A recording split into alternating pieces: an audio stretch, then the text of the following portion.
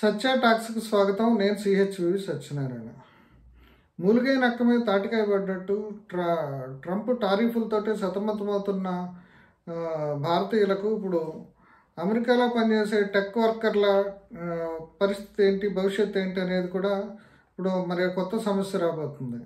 అంటే ఇప్పుడు ట్రంప్ ఒకవేళ మన అంటే H1B వీసాల గురించి, అంటే మేక్ అమెరికా ఎగైన్ అనే దాని గురించి కూడా ఆయన పోయినసారి వచ్చినప్పటి నుంచి కూడా మాట్లాడుతున్నాడు. ఈసారి దాని మీద ఎక్కువ కాన్సన్ట్రేషన్ ఉంది.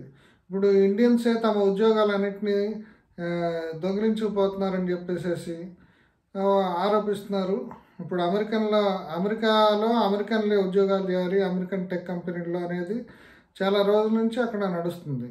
అంటే ప్రస్తుతం మొన్న హోవార్డ్ లుట్నిక్ అంటే అమెరికా వాణిజ్య శాఖ మంత్రి చేసిన ఒక ప్రకటన, ఆయన చేసిన ఒక ట్వీటు కొంచెం ఇబ్బంది కలిగిస్తుందేమో. ఇప్పుడు ఈ టెక్ వర్కర్స్కి అమెరికాలో ఉన్న H1B వీసా ఉన్నవాళ్ళు, వీసా మీద పనిచేస్తున్నారు, అట్లాగే స్టూడెంట్స్కి కూడా ఇబ్బంది కలిగిస్తుందా అనేది అనిపిస్తుంది. ఎందుకంటే H1B వీసా విధానాన్ని, H1B గ్రీన్ కార్డు వీసా విధానాన్ని సమూలంగా మార్చాలని చెప్పేసి ఇప్పుడు కొన్ని ప్రతిపాదనలు అమెరికా ప్రభుత్వం కార్యాలయాలు చేస్తున్నాయి. ఇప్పుడు ఈ విషయం మీద ఈయన హోవార్డ్ లుట్నిక్ ఒక ట్వీట్ చేశారు. ఆ ట్వీట్ ఏంటనేది ఇప్పుడు చూద్దాం. The current H1B visa system is a scam that let's foreign workers fill American jobs అని చెప్పేసి ఆయన అన్నాడు. అంతేకాకుండా ఆయనతో పాటు ఈ ఫ్లోరిడా గవర్నరు రోన్ డిశాంటిస్ కూడా ఈ cheaper labour from India became a cottage industry అని చెప్పేసి వీళ్ళిద్దరు కూడా మొన్న స్టేట్మెంట్లు ఇస్తాం. అది సంచలనం కలిగిస్తుంది.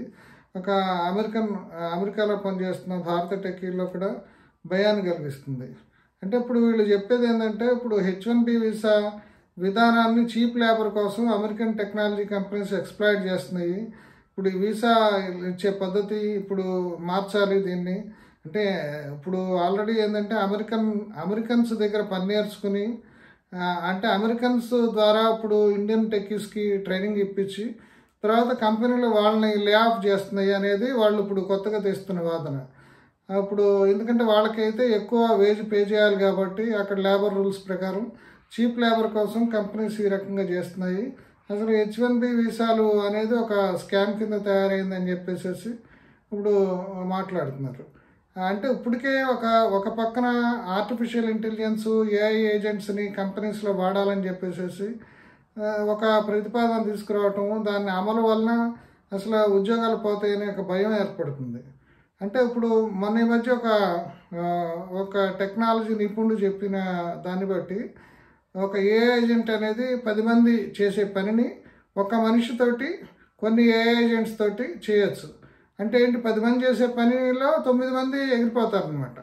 ఇప్పుడు ఇటువంటి పరిస్థితుల్లోనే ఇప్పుడు అసలు ఈ అమెజాన్ కానీ లేదా మైక్రోసాఫ్ట్ కానీ గూగుల్ కానీ వీళ్ళందరూ కూడా ఇప్పుడు AIని వాడకంలోకి తీసుకురావటం, AI ఏజెంట్స్ ద్వారా చాలా పనులు చేయించడం వలన ఇప్పుడు కొత్తగా ఎంతమంది టెక్నాలజీ నేర్చుకున్నా AI ఏజెంట్స్ వచ్చాక వాళ్ళ పని చిన్న పనులన్నీ కూడా చేసేవన్నీ కూడా టెక్నాలజీ పెద్దగా అవసరం లేని పనులు, అయితే టెక్నాలజీలో ఏదైతే ఒక ప్రక్రియ కొనసాగింపుగా ఉండే పనులు అవన్నీ కూడా AI ఏజెంట్స్ ద్వారా చేసే అవకాశం ఉంటుంది. అందుకని ఇప్పుడు పెద్ద పెద్ద కంపెనీస్లో కూడా AI ఏజెంట్స్ ద్వారా ఏ పనులు చేయొచ్చు, ఆ పనులు దాని మీద ఇప్పుడు మొత్తంగా కూడా అధ్యయనాలు చేస్తున్నారు. వాటిని ఎట్లా ఇంప్లిమెంట్ చేయాలనేది చేస్తున్నారు. అదొక ఇబ్బంది. అయితే ఇప్పుడు అమెరికన్ గవర్నమెంట్ ఇప్పుడు అక్కడ టెక్కీస్ని, ఇప్పుడు ఇండియన్స్ అంటే అందరికి కూడా ఒక రకమైన వీళ్ళంతా వచ్చి మన ఇండియా మీద, ఇండియన్స్ అందరూ వచ్చేసేసి అమెరికా ఉద్యోగాలన్నీ కొల్లగట్టుకుని ఇక్కడ బతుకుతున్నారనేది ఒకటి చాలా కాలంగా ఉంది. ఇప్పుడు అది మరింత పెరిగింది ఇప్పుడు ట్రంప్ వచ్చాక. ఇప్పుడు వీళ్ళు చెప్పేది కూడా ఏంటంటే అమెరికాలో ఉద్యోగాలు అమెరికన్సే చేయాలి. ఇప్పుడు ఈ కంపెనీస్ అన్నీ కూడా ఇప్పుడు వాళ్ళ లాభం కోసం చీప్ లేబర్ని వీళ్ళందరినీ తీసుకొస్తున్నారు.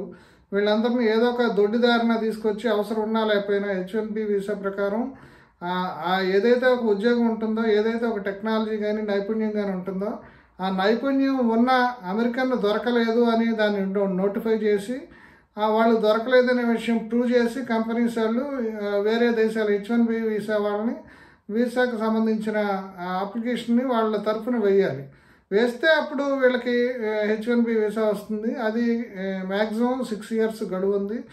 6 years కూడా పొడిగిస్తారా లేదా అని అనుమానాలు ఏర్పడుతున్నాయి. అట్లాగే స్టూడెంట్స్కి సంబంధించి కూడా కఠినతరమైన నిబంధనలు అమలు జరుపుతున్నారు. వాళ్ళ సోషల్ మీడియాలో ఏమేమి ఏ రకంగా ట్వీట్స్ చేశారో, లేకపోతే ఫేస్బుక్లో ఏ రకమైన పోస్టింగ్లు చేశారో ఇవన్నీ కూడా పరిశీలించి వాళ్ళ బిహేవియర్ని దృష్టిలో పెట్టుకుని చేయటం.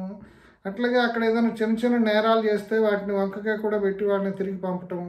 అట్లాగే ఇంతకుముందు అక్కడ చదువుకున్న తర్వాత పీజీ చేశాక 2.5 ఏళ్ళు ఓపీటీ కింద పనిచేసుకునే అవకాశం ఉండేది. అట్లాగే సిపిటి లాంటి ఫెసిలిటీస్ కూడా ఉన్నాయి. ఇప్పుడు అవి కూడా క్రమేణా తగ్గించే అవకాశం కానీ లేకుండా చేయటం కానీ చేద్దాం అనుకుంటున్నారు. ఇప్పుడు వీటన్నిటితోటి అసలు ఇప్పుడు భవిష్యత్తు ఏంటి? ఇప్పుడు పక్కన ఈ టారిఫ్లు వీటితోటి ఇండియన్ ఎకానమీ పరిస్థితి అర్థం కావట్లేదు.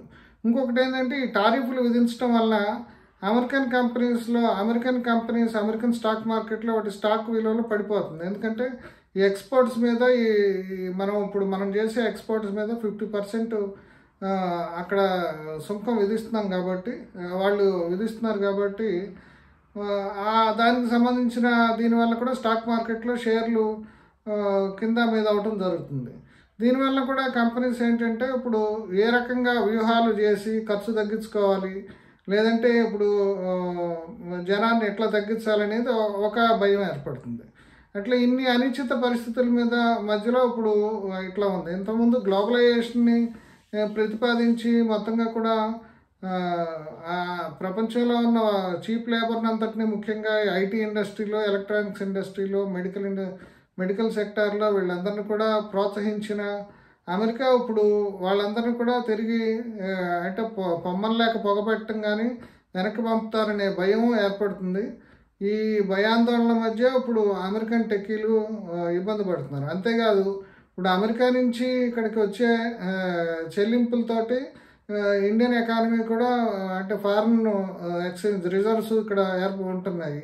అవన్నీ కూడా ఇబ్బందులు ఏర్పడే అవకాశం ఉంటుంది. ఇక్కడ ఇవన్నీ సమస్యలు కూడా ఇప్పుడు చుట్టుముడుతున్నాయి. అంటే ఒక ట్రంప్ టారిఫ్లే కాకుండా ఇప్పుడు కొత్తగా కూడా ఈ H1B వీసాల గ్రీన్ కార్డులకు సంబంధించిన కొత్త నిబంధనల మార్పు కానీ కొత్త చట్టాలు తీసుకురావటం అనేది కూడా ఈ అమెరికాలో పనిచేస్తున్న భారత్ టెక్కీల మెడపైన కత్తి వేలాడుతున్నట్టు అనిపిస్తుంది.